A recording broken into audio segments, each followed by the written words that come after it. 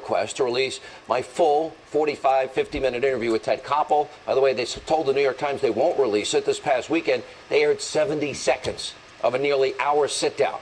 Tonight, we want to show you another example of CBS edited fake news. Now, back in September, remember during the election, CBS edited out a portion of an interview with President Bill Clinton where he talks about Hillary's health after she nearly fainted. Remember that? And here's what aired on Evening News that night. You wonder if it's not more serious. No, than dehydration. She's been, well, if it is, it's a mystery to me and all of her doctors. Rarely, but on more than one occasion over the last many, many years, the same sort of things happened to her when she just got severely dehydrated. Rarely, but it did happen. Now, that's not everything Bill Clinton said. Let's now play the full clip that CBS played on their morning show the next day. Now, listen closely to what Bill Clinton really says here. You wonder if it's not more serious. No, than dehydration. She's been, well, if it is, it's a mystery to me and all of her doctors, because it's frequently, not frequently, I think, rarely, but on more than one occasion over the last many, many years, the same sort of things happened to her when she just got severely dehydrated. Now, Evening News, they cut out Bill Clinton saying frequently, not frequently. And the question is, why didn't CBS News play the full soundbite? At the time, the network said it was edited, quote, purely for time reasons. Well, it was only 3 seconds. As I mentioned earlier, we reached out to CBS News asking them for a statement and to release the full interview. They told the New York Times they wouldn't release it. We have not heard back. Joining us now from the American Conservative Union, their chairman, Matt Schlapp, and from the Hill, Joe Concha. Good to see you both. What's your take on this from a media reporter standpoint that's not part of the cabal of media reporters that retweet each other all day and live in their bubble? The argument in these situations, whenever a news organization says we had to edit it down because of time constraints, that's fine, but that's an analog argument in a digital world. The internet is infinite. CBSNews.com is infinite.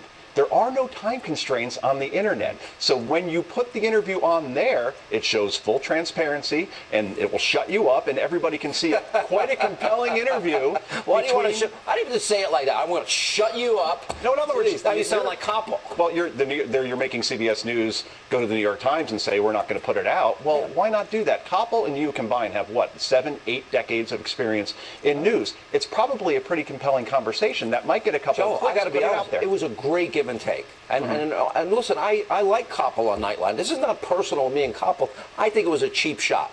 70 seconds. I think it was well over 50 minutes total.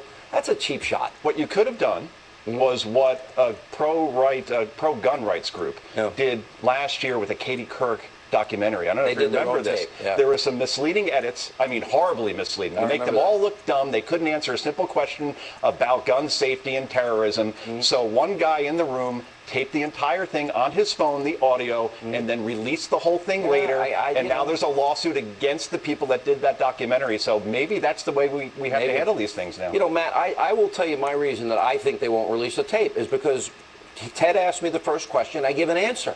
And he goes, none of that will air on this show. And I'm like, well, why am I here? And then for the rest of the interview, I'm taunting him. Ted, are you going to include this? Ted, are you going to include that? Hey, Ted, I think you really need to include what I just said here and here and here. And so they don't want to show that because it exposes what I'm calling edited fake news. What you can do in an edit room, it could be a beautiful work of art. Yeah, what you realize is that this supposedly straight-up media that's supposed to just cover the facts, they really are opinion journalists. And what they wanted to get from you is what they wanted from you. And they would take as much of your time, Sean, as you'd give them to give them the snippet that they wanted.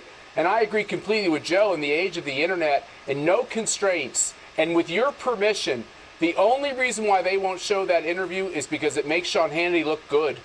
And Matt, just one point on that. I'm talking to a couple of people that have worked in the business for a long time. Their argument was that if you or anybody who gets interviewed asks for footage full or a full transcript to be released, that sets a precedent that says... that exposes all the years that they played this right. edit fake news game. Yeah, right. Come on. But that's the thing. This isn't a sealed deposition that we're talking about. No. This is a conversation between two public figures. And I'm telling you, it was a good conversation. The interesting thing is, I'm bad for America because I have an opinion show. But Ted, to say that, gave his opinion. Right, that would be a contradictory thing. Go ahead, Matt. Matt? Look, and on this other piece, on the editing of Bill Clinton, I mean, this is particularly egregious.